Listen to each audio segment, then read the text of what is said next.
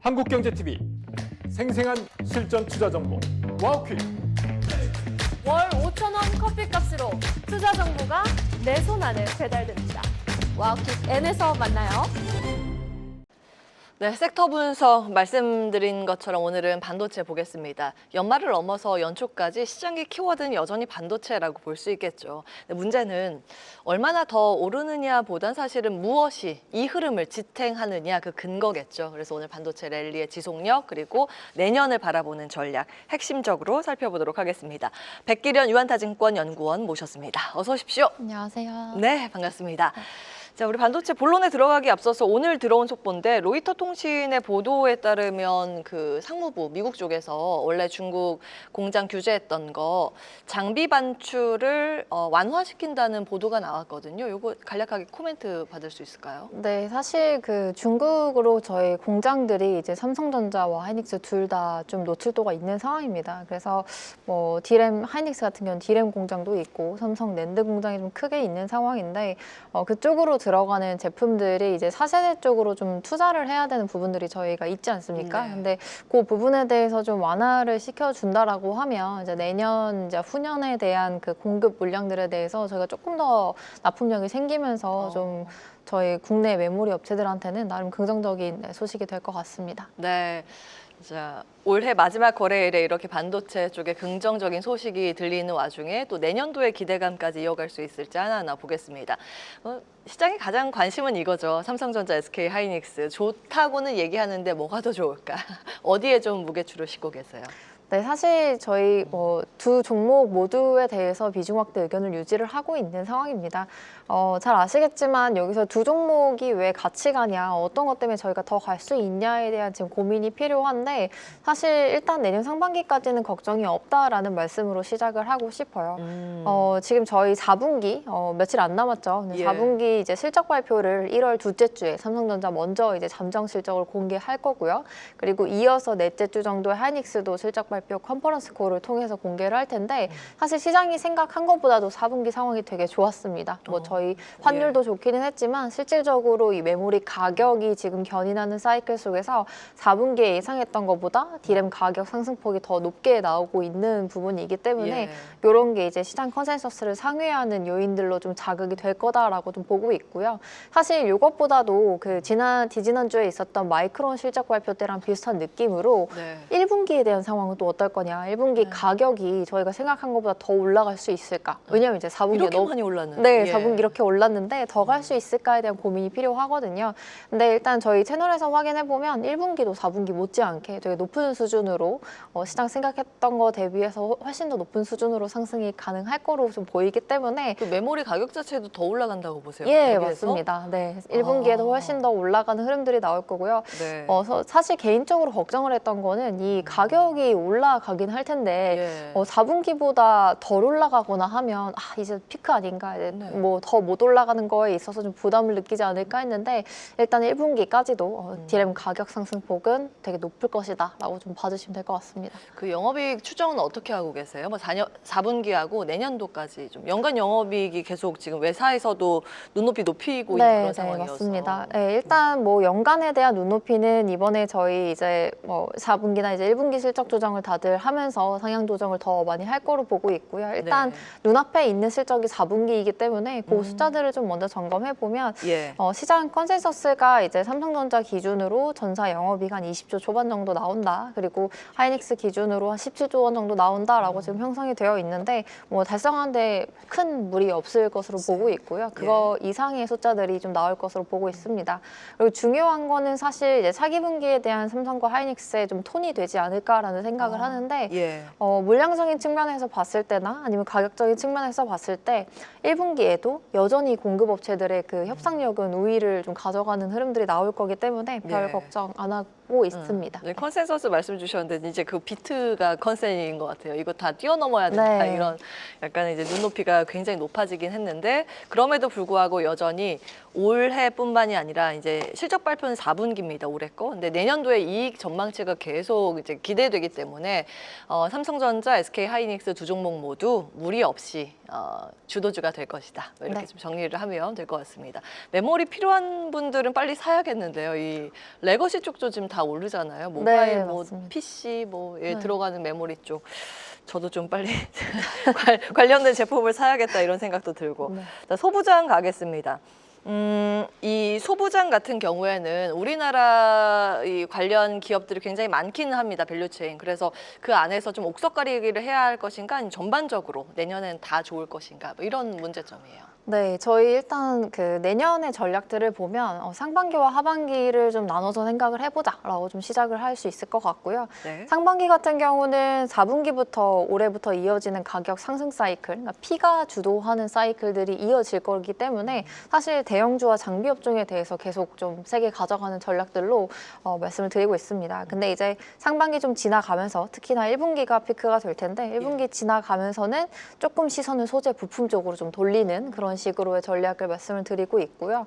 이거에 대한 근거는 사실 저희가 봤을 때 가격 상승 모멘텀이 가장 극대화되는 시기에는 이제 뭐 대형주라든지 아니면 맞아요. 장위주 위주가 아웃퍼폼하는 모습들을 보이고요. 이후에 가격 상승은 지속되지만 이제 Q 성장의 사이클로 들어설 때는 보통 네. 소재 부품 기업들이 분기별 실적 랠리를 보이는 부분들이 오. 있습니다. 그래서 예. 이런 게 사실 26년도 하반기부터 시작을 해서 27년도까지 계속 이어질 거기 때문에 네. 시장이 기회를 줄 때는 무조건 이제 이 Q의 성장을 보면서 소재 부품을 담아가자라는 이제 전략을 말씀드리고 있어요. 중에서 뭐 어떤 종목들이 좋냐라는 예. 네, 그런 것도 같이 물어봐 주시는데 가장 관심이죠. 네, 예. 그렇죠. 저희는 이제 소재 부품 중에서도 가장 실적에 대한 가치성이 높은 회사를 골라라. 그러니까 숫자 잘 나오는 회사 골라 가져가는 게 맞다라는 말씀을 드리고 있고 네. 그거에 대한 숫자를 가장 잘 증명해낼 수 있는 거, 가장 먼저 보여줄 수 있는 게 국내에서 이제 하나 머티리얼즈라고 하는 기업이다라는 말씀을 드립니다.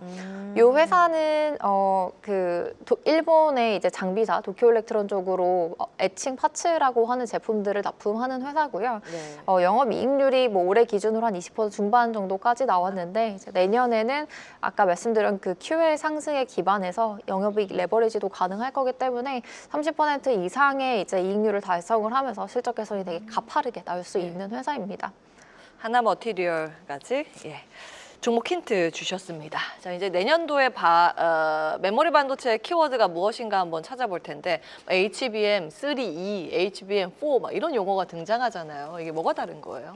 네, HBM3E와 HBM4는 쉽게 말하면 세대가 이제 다음 세대로 넘어간다라고 좀 보시면 되는데 올해 사실 저희가 이제 연초 지나면서 HBM 12층, 12단 제품에 대한 제품들이 많이 나오기 시작을 했고요. 네. 내년에는 이제 HBM4 제품들이 시장에 좀 공급이 될 예정입니다.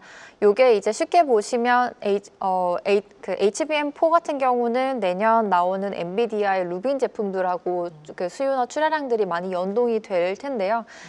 내년 기준으로 봤을 때는 이제 HBM3 비중이 생각보다 조금 더 높을 수 있다라는 점 참고하시면 될 것 같습니다. 왜 HBM3가 좀 더 높을까요? 신제품이 나오는데. 네, 신제품이 이제 나오기는 하는데요. 한 두 가지 이유가 있습니다. 일단 첫 번째로는 포 제품에 대한 공급 일정이 조금 조정이 되었습니다. 저희가 한 달 전쯤에 이제 그 루빈이라고 하는 차세대 엔비디아 네. GPU에 대한 일정들이 한 두세 달 정도가 좀 뒤로 밀렸거든요. 이제 네. 그러면서 올해 연간으로 봤을 때 약간 침투율이라고 하는 부분들이 좀 조정이 됐기 때문에 그거랑 같이 이제 수요가 변하는 HBM4도 뒤로 조금 공급 일정들이 밀린 부분이 있고요.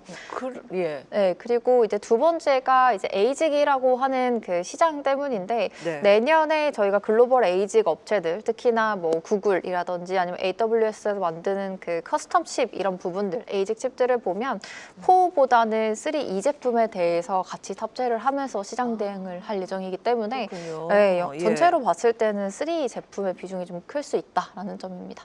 그러면 하이닉스가 더 유리한 거 아니에요?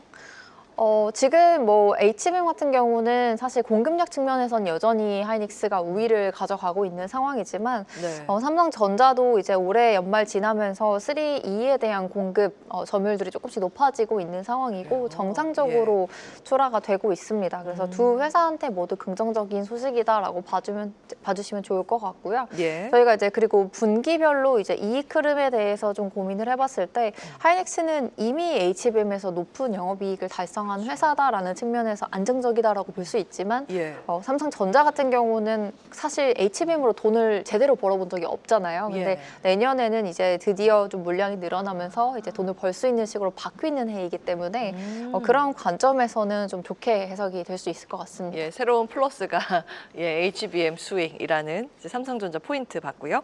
그 엔비디아가 얼마 전에 그 반도체 LPU, 그러니까 ASIC이라고 해야 되나? 그 스타트업 기업을 우회 인수를 하지 않았습니까? 그거에 일찍이 삼성전자가 투자를 해서 뭐 이익이다 이런 얘기도 있고, 그룹을 통해서 엔비디아의 두 번째 TSMC 파운드리 업체가 삼성이 될 것이다 뭐 이런 얘기도 외사에서 계속 나오더라고요. 이건 어떻게 보고 계세요?